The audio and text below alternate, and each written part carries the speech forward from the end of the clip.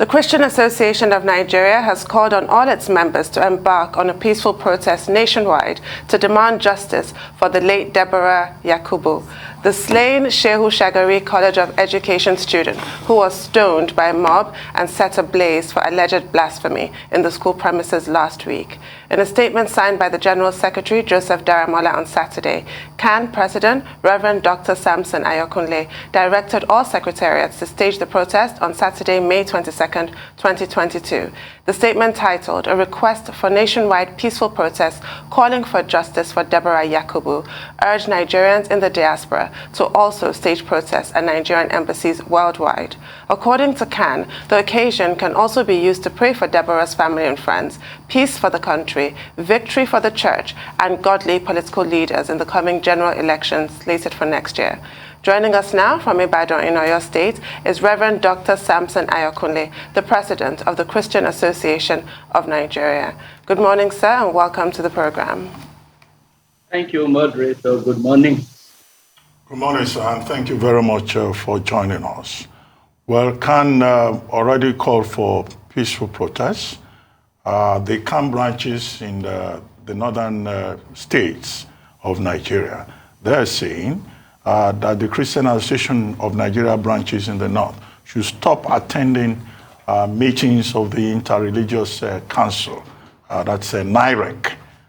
Is that the position of the Christian Association nationwide? I know an instigation to aggression depends on the degree of frustration. I know where the northern CAN is coming from, but this time calls for more dialogue and the essence of NIREC more than ever before. Because if there is no continuous dialogue, we will be set at war against one another. So this is not the time to back down on NIREC. NIREC has achieved a lot, dealt a lot of tension, and this development now calls for us to come to the round table once again and discuss and prevent future occurrence. This is not the time to back down.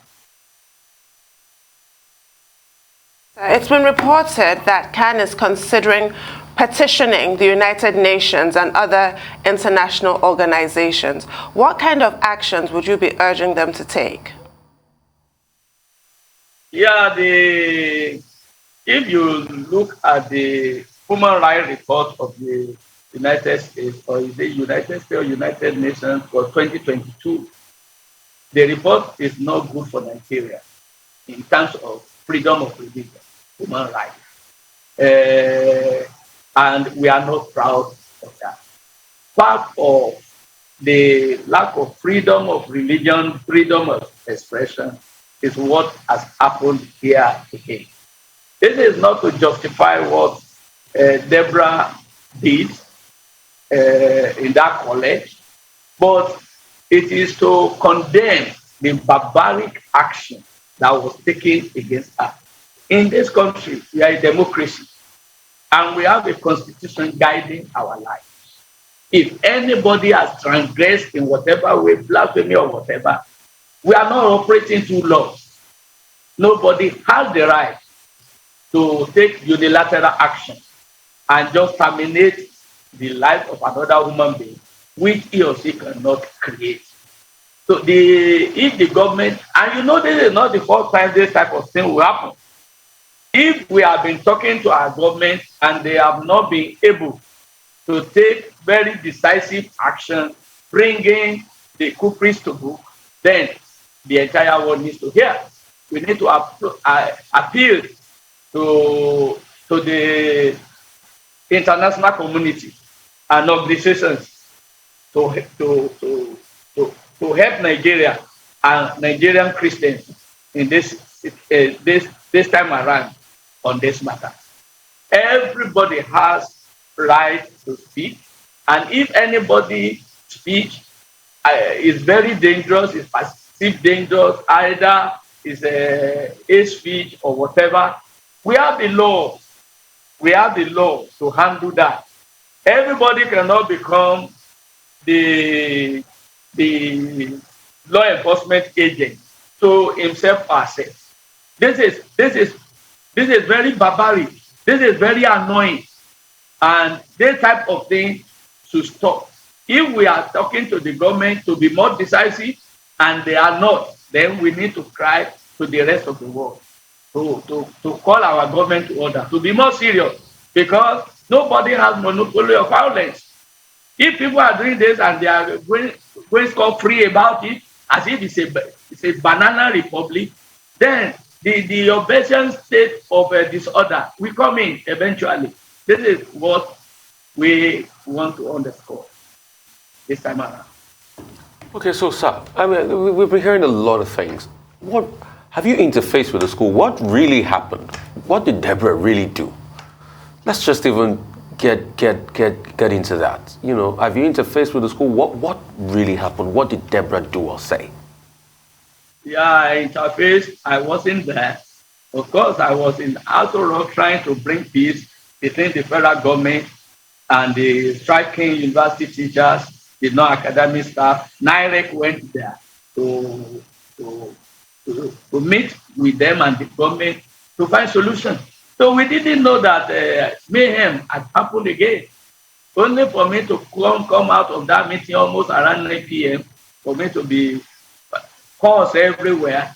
So I had to call to, I spoke with Bishop Kuka. I spoke with the CAN chairman, Ilya, in Sokoto State, to brief me what really happened. And the many newspapers have also carried the statement of the girl, which you are privy to, you are aware of. The girl was criticizing posting religious materials and the platform or the class platform, which was created to share academic information with the students. And he said, why is every junk of religious material being sent here? What we call junk here in Hausa, she said it in Hausa, she said, I don't understand Hausa, but I know Bansa, something that is useless. Useless in the sense that it was not relevant to the cause for which that platform was created.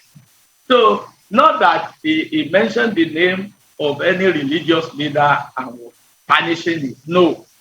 I've not seen any material that talked about that. And the CAN chairman told me that there was banter about the religious material posted.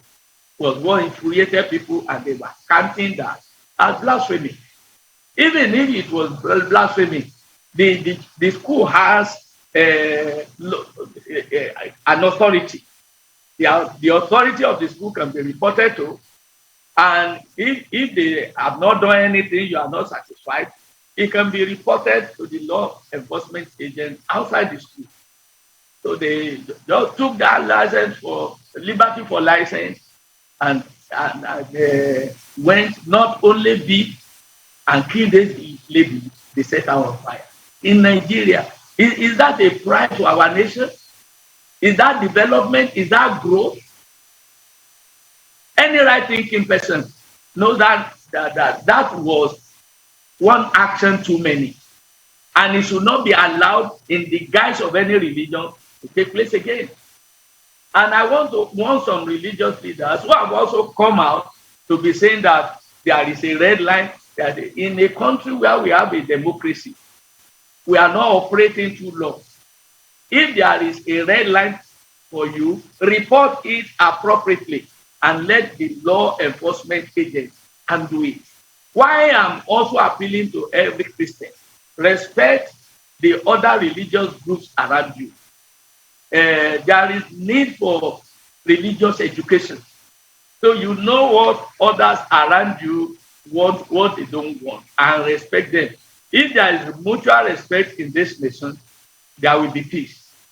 In a situation where there is no mutual respect, does not also call for anybody to take unilateral action against anybody that has offended. Report it appropriately. This is a civilized society. This is not a stone age. So, to the best of my knowledge, I didn't see the name of any religious leader being mentioned in all the documents I've listened to and what I got from those on ground in Sokoto who are Christians. Well, we're all sad. We all believe that this kind of thing should not happen in a decent society. But just by way of digression, I wanted to ask you two related questions quickly about the current electoral process. You were quoted as saying that nobody should field either a Muslim ticket or a Christian ticket. But once upon a time in this country, that was not an issue. So what has changed? And then you were also quoted as saying that no attempt should be made by any region to monopolize the presidency of Nigeria. If you could just comment on these political issues briefly. It should not be only me that is saying that. Any right-thinking Nigerian to say what I've said. There is a lot of tension presently now in Nigeria, which we didn't have in 1993, when Masood Abiola and the other Alaji from the north. Babagana Kingibe. Yes, Babagana Kingibe. I thank you very much. This type of tension we have now wasn't there then. What are the tensions? There is tension, the agitation on marginalization. Some regions are dominating power, while others are left out. And I've said it again and again. If we want to do pilgrimage together as a united nation, we need to develop homegrown democracy. A homegrown democracy is a democracy that will give everybody sense of belonging about the project of Nigeria. This is a plural society. Plural in the sense that I don't know whether there's any other country where you have about 500 ethnic groups and languages. This is a complexity that will also require that we think again. Blanket democracy from the West may not help. We need to do a homegrown democracy, a contextualized democracy, a democracy that will be able to handle effectively our complexities and manage that complexity effectively. One of it is to make sure that the people who have been crying for marginalization, we bring them in because we need them. We don't say no, that's not part of our constitution. Why shouldn't it be part of our constitution? If that will bring us peace, why shouldn't it be? Indeed, sir. Hello, sir. Are you still with us? It appears that. Well, we seem to have lost connection with Reverend Dr Samson Ayokunle there, the president of the Christian Association of Nigeria. If you can still hear me, we would like to thank you very much, Dr. Ayokunle, for joining us on The Morning Show.